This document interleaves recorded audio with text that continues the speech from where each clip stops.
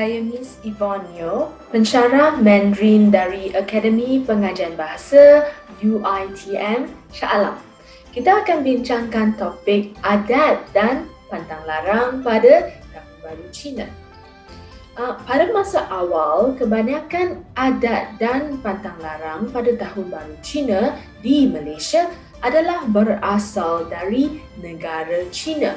Tapi lama-kelamaan wujudnya sikit kelainan adat dan pantang larang di kedua-dua negara ini. Secara umum, orang Cina menyambut Tahun Baru Cina lebih moden sekarang berbanding dengan di Malaysia. Contohnya, mereka lebih suka bagi duit angpau e-wallet dalam WeChat. Tapi orang Cina di Malaysia masih bagi duit angpau dalam angpau kertas. Kita dapat nampak ada banyak adat resam yang mereka tak ikut, tapi orang Cina di Malaysia masih mengamalkan. Jadi, topik kita hari ini lebih cenderung kepada situasi di Malaysia. Yang biasa kita tahu, sebelum Tahun Baru Cina, mestilah beli baju raya, buat kuih raya dan sebagainya. Selain itu, sebelum Tahun Baru Cina, kita mesti buat gotong royong dan menghiaskan rumah. Ada satu pantang larang menyatakan kita tak boleh membersihkan rumah semasa perayaan Tahun Baru Cina. Jadi, orang Cina percaya kalau kita membersihkan rumah atau menyapu lantai pada Tahun Baru Cina, kita bukan buang kotor, tapi kita buang kekayaan dan tuah baik. Jadi kita mesti bersihkan rumah sebelum perayaan Tahun Baru Cina. Lepas bersih, kita pun menghiaskan rumah dengan semua yang berkenaan Tahun Baru Cina. Biasanya yang berwarna merah-merah. Contohnya, kita gantungkan tanglong merah, kita hiaskan pintu dengan kertas merah yang tulis Fu. Fu maksudnya berkat. So, kalau Fu atas pintu maksudnya berkat dah sampai pintu.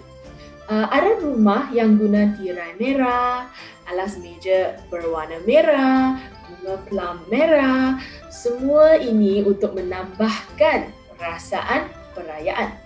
Dan satu lagi yang kita kena buat sebelum Tahun Baru Cina adalah menyelesaikan hutang atau membayar semua hutang. Orang Cina percaya kalau kita berhutang sampai ke Tahun Baru, maksudnya seluruh Tahun Baru akan bernasib buruk atau tak ada kekayaan. Hari terakhir Tahun Lama atau sehari sebelum Tahun Baru kalender lunar, kita panggil Chuxi, maksudnya malam Tahun Baru.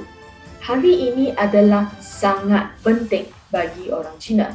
Biasanya kita mula menyambut perayaan bermula hari itu. Pada malam Tahun Baru Cina, kita mesti makan reunion dinner. Makanan yang dihidang pada makan malam Tahun Baru Cina ada makna yang istimewa. Contohnya, kita menghidangkan ikan melambangkan tahun-tahunan ada kelebihan dari segi kekayaan. Kerana perkataan ikan dalam bahasa Mandarin adalah yu, dan yu sama sebutan dengan kelebihan kekayaan. Kita juga makan nian gao atau panggil kuih bakul, sejenis rice cake. Perkataan nian gao dalam bahasa Mandarin diterjemah sebagai nian tahunan dan gao tinggi. Maksudnya setiap tahun semakin tinggi. Untuk kanak-kanak, kita ingin mereka bertumbuh tinggi. Dan untuk yang bekerja, kita ingin gaji kita semakin tinggi. Oleh itu, makan nian gao melambangkan makna yang baik juga. Kita biasanya bermain atau bersembang sampai pukul 12 malam. Lepas itu, kita menyalakan mercun dan bunga api, sembah nenek moyang. Ada tempat yang masih amalkan adat tidak tidur untuk Tahun Baru. kita panggil Shou Sui. Adat Shou Sui berkenaan dengan satu legenda yang paling sering dikatakan orang Cina. Katanya ada satu raksasa panggil Nian yang akan datang ke kampung untuk makan manusia pada malam Tahun Baru Cina.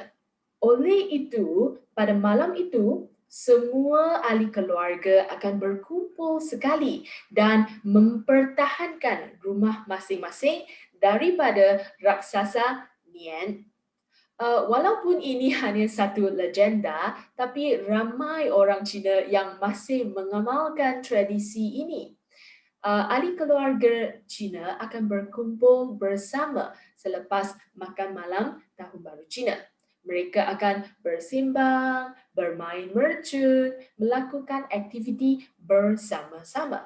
Adat ini juga mempunyai erti berdoa untuk malam yang damai dan berdoa untuk kesihatan ibu bapa. Bukan semestinya, asalkan lepas pukul 12 sudah boleh tidur. Ramai yang tahu semasa Tahun Baru Cina, kita tak boleh pakai baju hitam.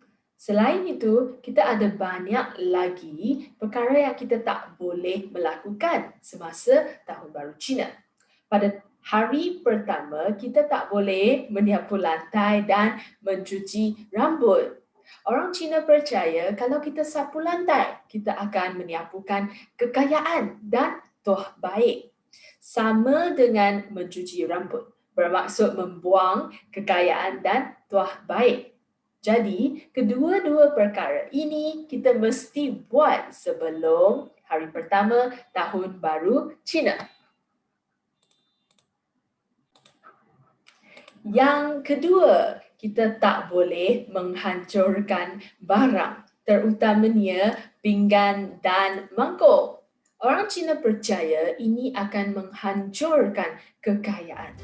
Jadi, kita mesti berhati-hati dengan pinggan mangkuk.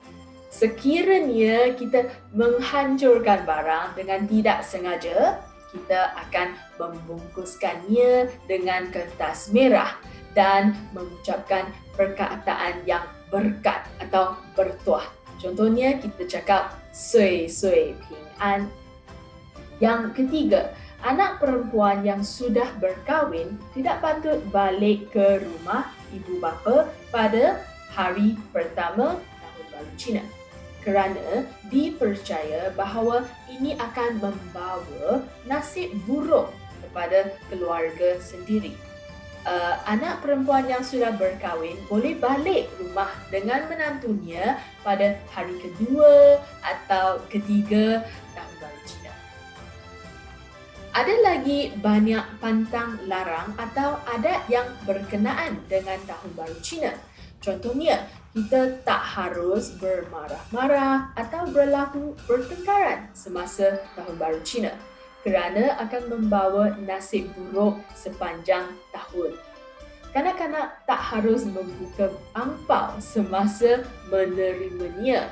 Dipercaya angpau harus disimpan, tidak dibuka sampai ke tahun depan untuk memberkati anak-anak. Ada yang percaya tidak memasak nasi baru pada hari pertama Tahun Baru Cina. Harus makan nasi yang ketinggalan dari semalam. Bermaksud ada ketinggalan dari tahun lepas sampai ke tahun yang baru. Ketinggalannya dari segi tuah, kekayaan, berkat dan lain-lain.